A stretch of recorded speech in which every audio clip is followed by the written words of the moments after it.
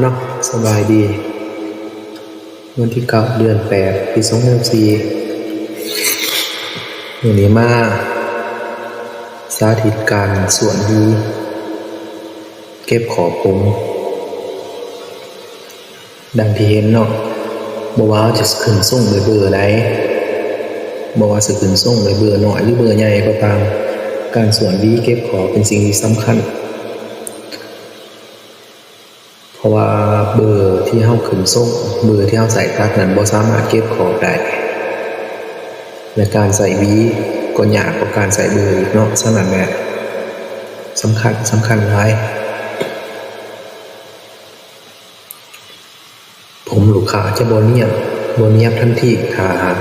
เฮาขึ้นแต่เบอร์โดยบ่ใส่หวีมาเก็บขอบเนาะหวีเก็บขอบต้องคอยไล่ขึ้นให้เป็นเงาต่อไปจนหอดสั้นสุด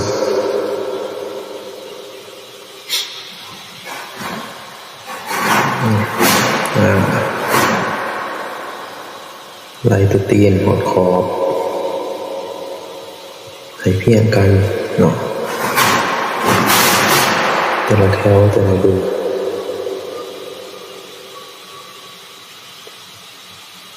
ลูกศิษย์แต่ละคนต้องเฮ็ดให้ได้เนาะเฮ็ดได้แน่นอนเนาะถ้าลงเรียนกับทางเฮาสอนตัดผมซ้ายปากเสียเด้อจ้ะเด้อฝากนำแน่ใครอยากเป็นสร้างตัดผมซ้ายมาลงทะเบียนได้สอนจนเป็นเนาะอุปกรณ์ใส่ฟรีครบเสร็จใจเด้อ